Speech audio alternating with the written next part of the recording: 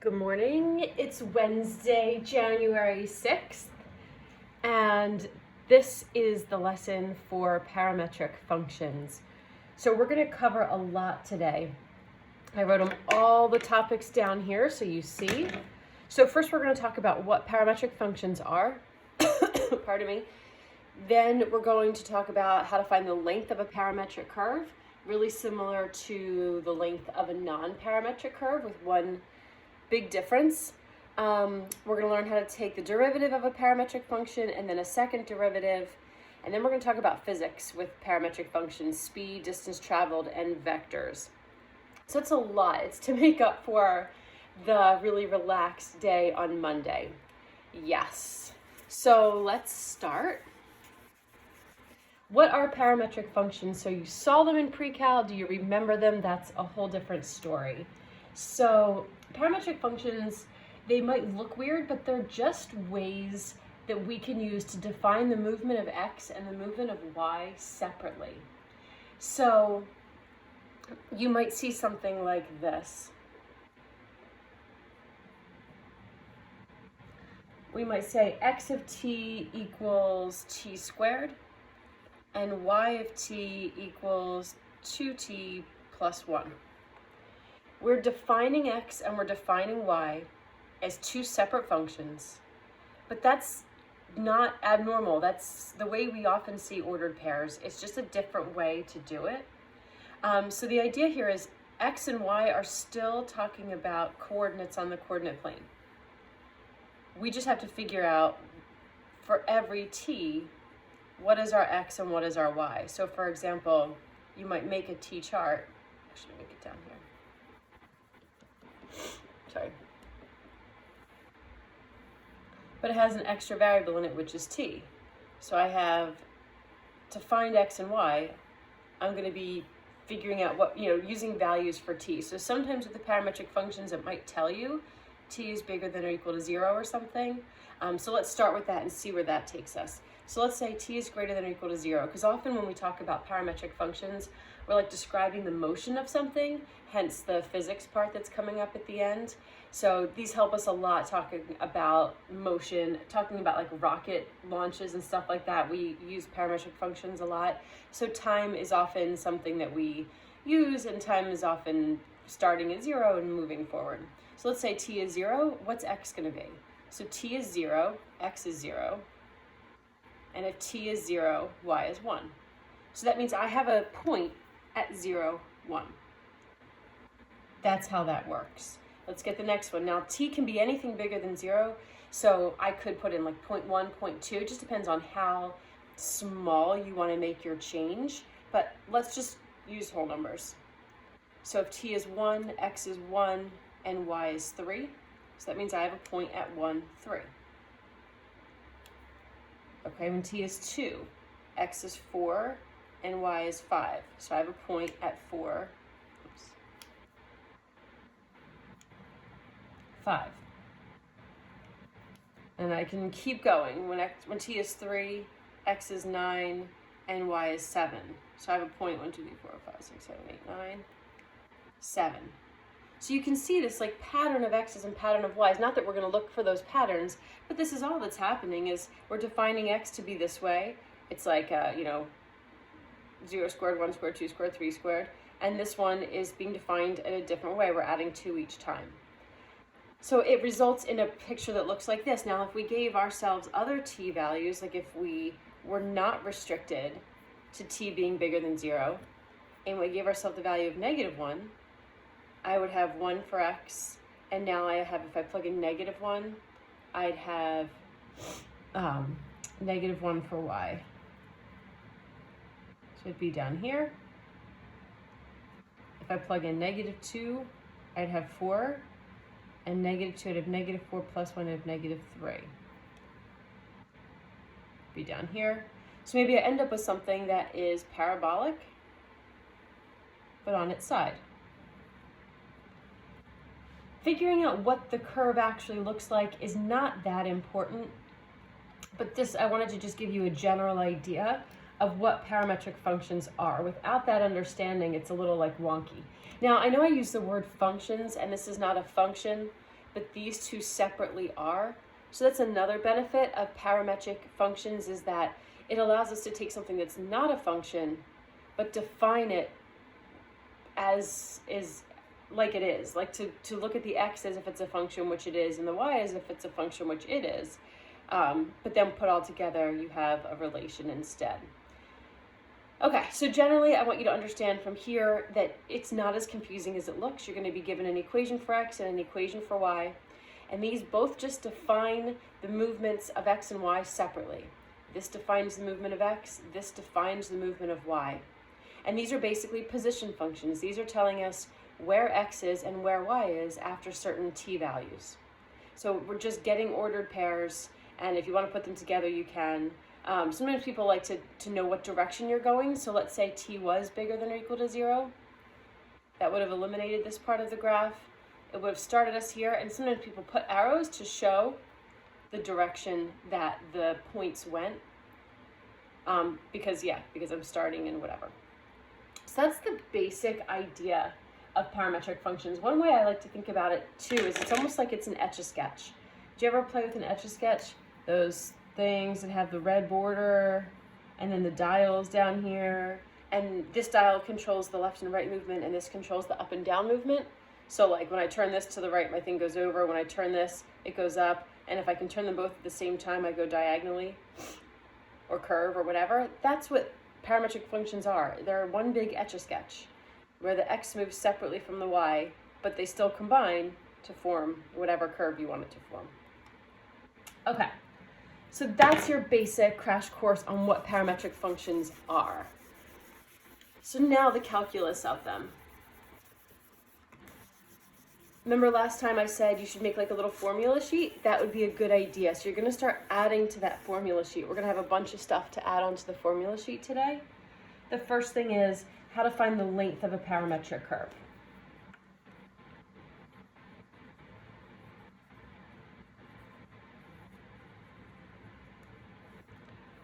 So if you remember, the length of a regular non-parametric curve was the square root, or the integral of the square root of 1 plus dy dx squared. Oh, my cat. With respect to x. Well, one thing that's different about parametric curves, hold on, I have to let the cat out. Goodbye, cat. Anybody want a cat? Just kidding. He's precious. Okay, so this was the how to find the length of a non-parametric curve. Parametric works really, really similarly, except there's no plus 1 because the derivatives are different. So for parametric, we have a derivative of the y and we have a derivative of an x, and they're separate, which I'll talk about in just a second. Maybe I should have done derivatives first, but whatever. So the length of a curve, parametric is going to be the integral of the square root of dx with respect to t squared plus the derivative of y with respect to t squared dt. And we're still going to go from a to b, which these are going to be t values. So let's take that problem that I just had where x of t was t squared and y of t was 2t plus 1. I should have kept the picture, but whatever. So I had a point at 0, 1, and then I went like this, right? And I did go down like that. Let's say I wanted to find the length of the curve from, oh gosh, that's not how you spell from t equals 0 to t equals 4.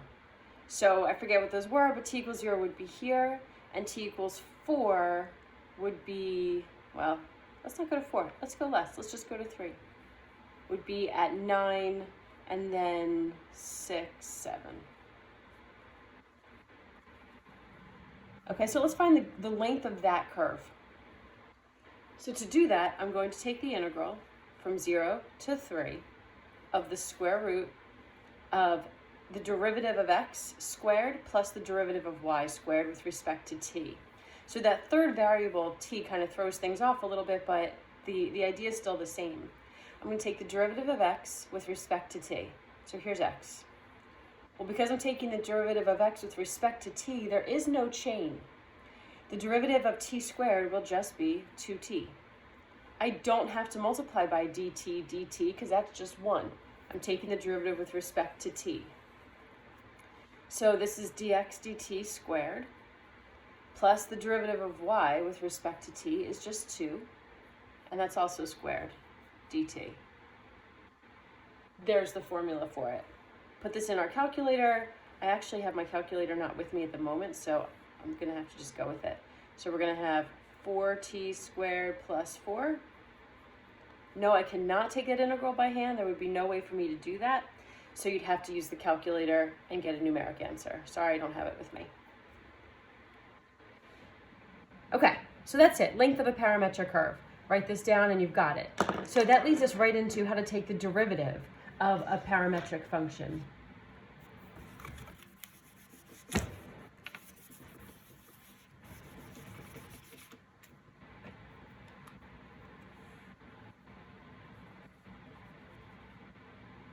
Derivs.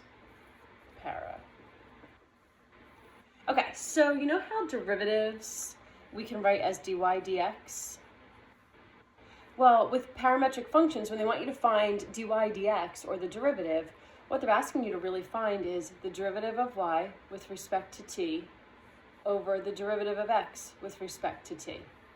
That's what they're asking you to do. So just like we did in the length, finding the length, we found the derivative of y with respect to t. We didn't have to chain anything on, and that's going to be divided by the derivative of x with respect to t. So let's take that same thing, t squared, y of t, 2t plus 1, and let's say, what is the derivative? They want you to find dy dx. They mean find the derivative of y with respect to x. Well, this is 2t plus 1. It's just sloppy. That's 2. The derivative of x is 2t. That's it. Reduce 1 over t. That's the derivative. So it, again, is pretty simple. It's just knowing what the derivative formula is. Let's say we had this problem, and we had this, and now we were asked to find the equation of the tangent line.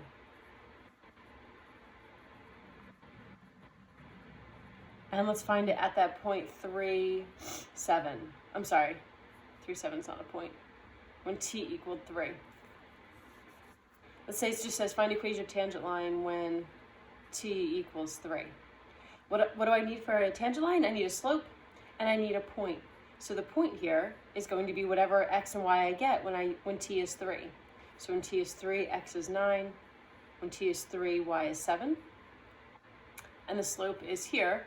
So the slope is 1 over t, which when t equals 3 is 1/3. So the equation of the tangent line will be y minus 7 equals 1/3 times x minus 9, or y equals 1/3 x. This would be minus 3 plus 7, so plus 4. So let's see, does that make any sense? This is a rough sketch of these parametric equations, but does that line make any sense? We have a y value of 4. Well, I'm totally out of proportion here, and the slope is 1/3, and it should touch the curve there. If I do a better picture, yes, it does make sense. Okay, so that's how to take the first derivative. Now let's go over how to take the second derivative. And P.S., there's no shame in like pausing the videos for sure, especially with all this information. I remember I had to learn Calc 2 by like video a little bit. I can't remember what the circumstances were. Maybe it was Calc 3 that I actually took online in the summer one year. And like there was VHS and there was this old dude talking really boringly on the thing. And I paused it all the time, not because I couldn't keep up with them, but just because like I needed a minute to write stuff down, to try the problem on my own, to take a look at it. So please do that. Don't feel like that's a weakness at all. You need to like just stop it for a second and then, you know, make sure you're good before you move on. Because I'm just going. All right, sip of tea. Okay, so the second derivative works like this. Second derivatives are a little funky. Okay, I had to go remember myself. The second derivative of parametric goes like this. Take the derivative, so take dy dx. We have to take the derivative of that with respect to t, and then divide by the derivative of x with respect to t. The notation looks crazy, but it's not hard. It's just a matter of remembering what we're supposed to do.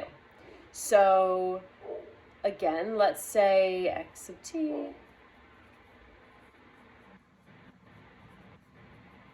So the second derivative goes like this. It will most likely be a multiple choice question on the AP test. And it's super easy as long as you remember what the heck you're supposed to do. So the first thing we're going to do is find dy dx. dy dx means take the derivative of y on the top, the derivative of x on the bottom. Reduce that. Next, I'm going to take the derivative of that derivative. So now I'm going to take the derivative with respect to t of dy dx, which is the derivative with respect to t of 1 over t. So I got to take the derivative of 1 over t. I might want to think of 1 over t as t to the negative first, so I don't have to worry about quotient rule, because then I just have the derivative of that is negative 1 t to the negative second, or negative 1 over t squared. It's a good place to pause to make sure you understand what I just did. So I took the derivative of y over the derivative of x parametrically. Now I'm taking the derivative of that, and I get this. This is what's going to go on top. What's going to go on the bottom is the derivative of x with respect to t. So dx dt is just 2t. That's going to go on the bottom. That's going to be our second derivative. So our second derivative will be negative 1 over t squared on the top, 2t on the bottom. Yes, you have to reduce that. That's gross. So that's like 2t over 1. So we're going to flip and multiply and get negative 1 over 2t to the third. That is the second derivative. We don't really use it at all, I don't think. I can't think of an example. Like, they don't really even ask us, like, hey, what's the concavity of this function or anything like that. But they do want us to be able to find that second derivative. Let's do another example.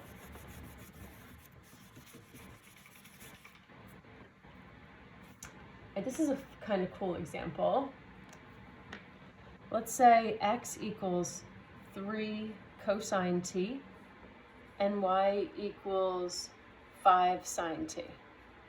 So first let's do some stuff. Let's graph that. Let's just get an idea of what the heck that looks like parametrically. So you don't have to make a separate t-chart. We can just kind of go for it and think it through. So we get to pick the values of t. Let's say all values of t are included or whatever. But we're going to pick values that make sense. We're going to pick the values on the unit circle that we know. So let's start with t being 0. So when t is 0, x is going to be 3.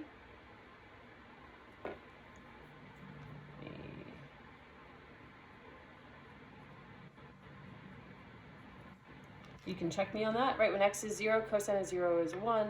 So x is going to be 3. Let's go all the way to pi over 2. Sine of pi over 2 is 1. So, oh my gosh, wait, what did I just do? The point goes there, but I didn't say it out loud, sorry.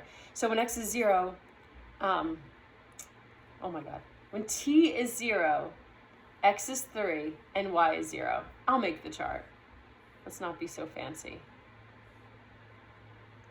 When t is 0, x is 3, and y is 0.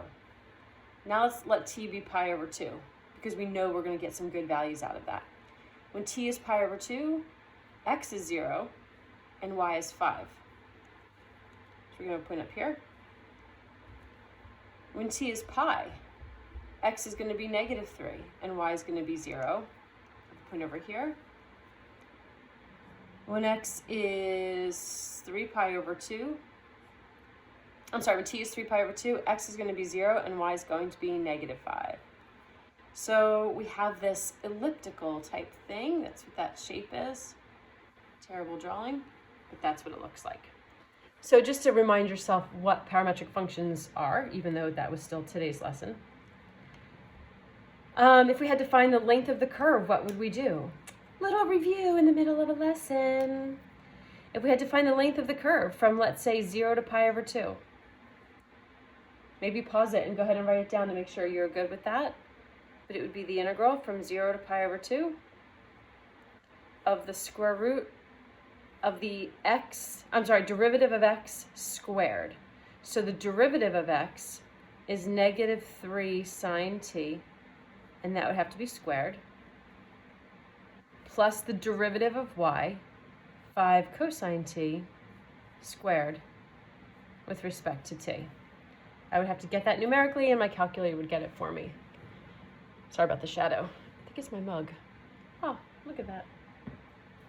Okay, so there's the length of the curve from 0 to pi over 2. Beautiful.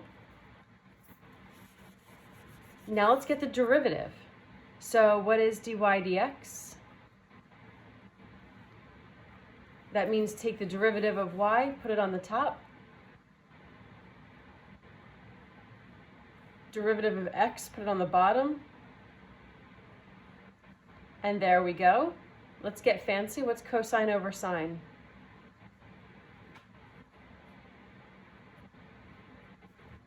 So we've got -5/3 cotangent of t is the derivative of y with respect to x. Beautiful. So if we wanted to find the slope of the tangent line, let's say we wanted to find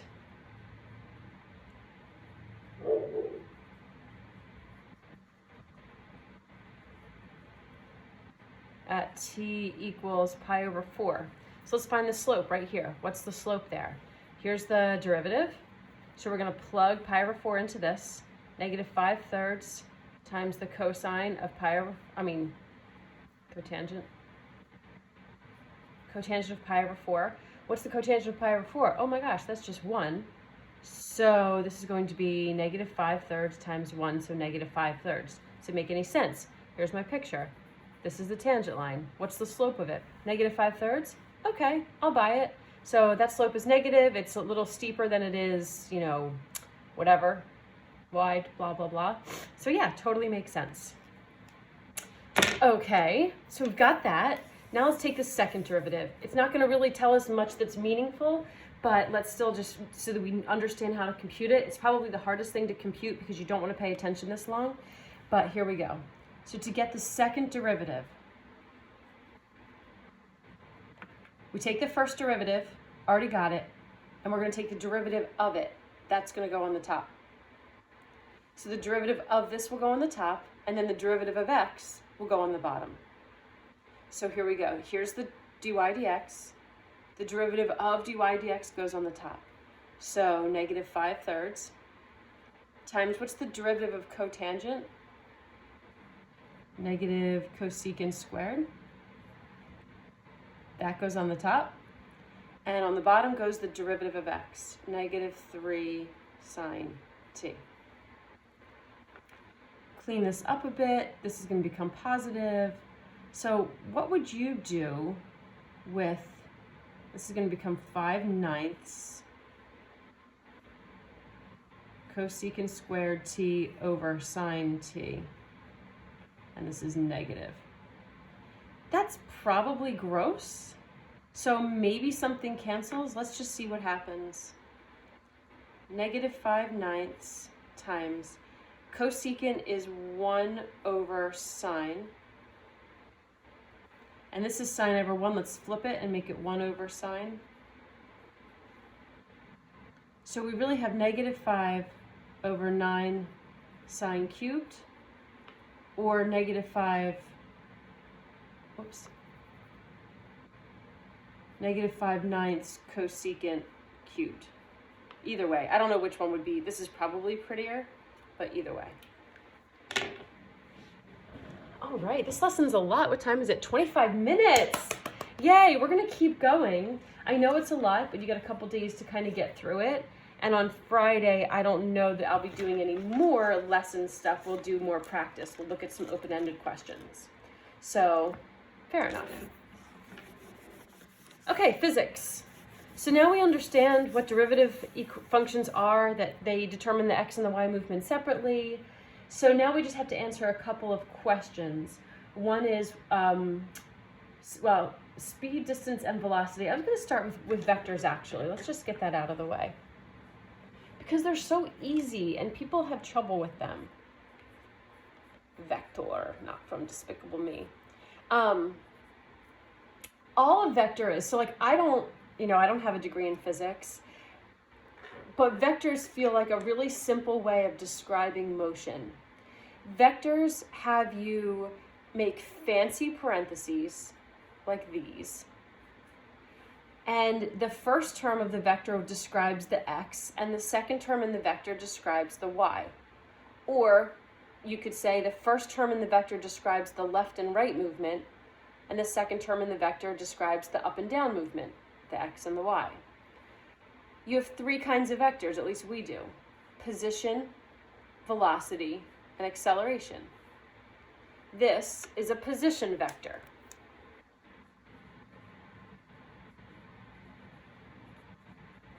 Because it's just going to describe where x is and where y is. It's basically, if I took these brackets away and made them fancy, or made them parentheses, I'd be finding a bunch of ordered pairs.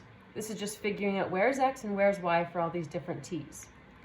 Well, we also need to understand what a velocity vector is.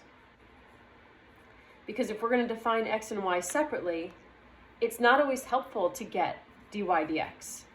dy dx helps us when we're looking at the whole thing put together, like graphed and everything. But sometimes we don't want to look at it that way. That's the whole point of a parametric equation, is that we get to look at the x separately and the y separately. So the velocity vector is going to just tell us what's the velocity of the x, which is x prime, and it's going to tell us what the velocity of the y is, and it's going to leave those things separate. So if you wanted to think about it, this is also just the same as saying this is the velocity of x with respect to t, and the velocity of y with respect to t. That involves a lot of letters, so sometimes that's not like ideal. It might just make more sense to you to leave it that way. And additionally, we have an acceleration vector,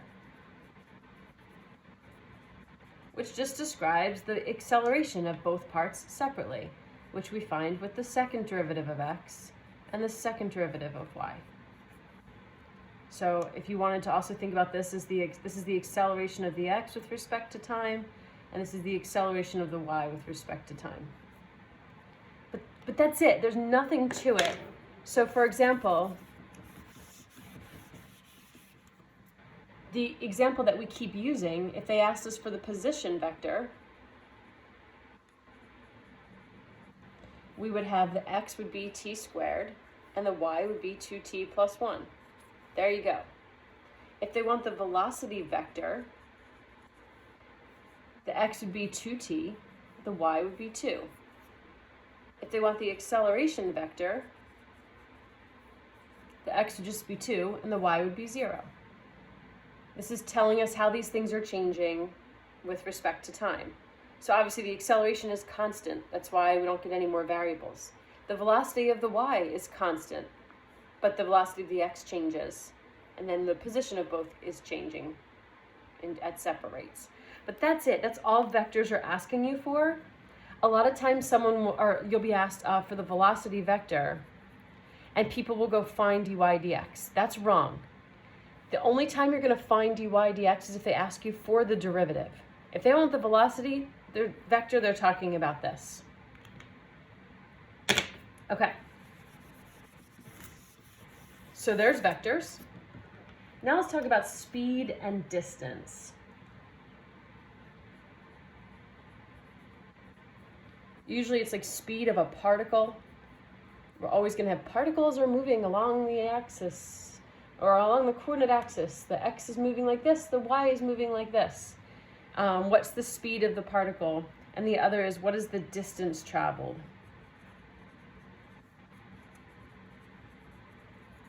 two different things.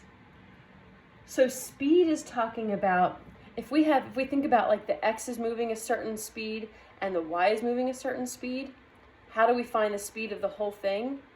It's basically just the hypotenuse side of a right triangle. There's really no calculus involved in this at all, in a way. I guess there is a little bit, but so like if the x is moving at a rate of dx dt and the y is moving at a rate of dy dt, how do we find the speed of the entire thing? We use the Pythagorean theorem on these two things. So the speed of a particle is the square root of dx squared plus dy squared. If you want to include dx dt, that's fine. Just sometimes makes for like a cumbersome formula. Everything's with respect to time because we're talking about parametric, but whatever you're comfortable with.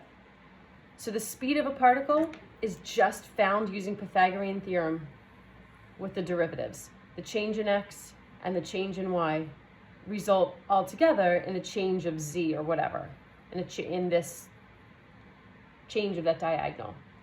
So to find the speed of the particle, I am just taking Pythagorean theorem with these two. Okay, so if I had that same thing,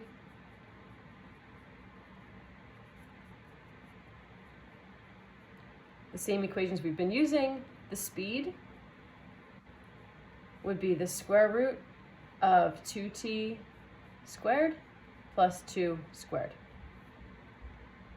Now, if this is the speed and I want to know what's the distance traveled, what does calculus tell us we can do? It tells us if we integrate a rate, we get how much. So if we integrate a speed, we get how much distance traveled, how much the thing moved. So the same idea applies even though we're talking about parametric functions and stuff. So if this is how fast the thing is going in inches per second or whatever, if I want to know how many inches were traveled, I just have to integrate this. That's it. So I'm terrible at memorizing formulas. Terrible. I have to have like a little bit of a why. And that's why I tell you this stuff. Because then I can remember, oh yeah, speed of a particle. The x is moving this fast, the y is moving this fast. So the speed is the change of those both. The distance traveled then is the integral of that. Because this is going to tell us how fast something's going. Inches per second, feet per mile, feet per hour or whatever. And the distance traveled is the integral of that.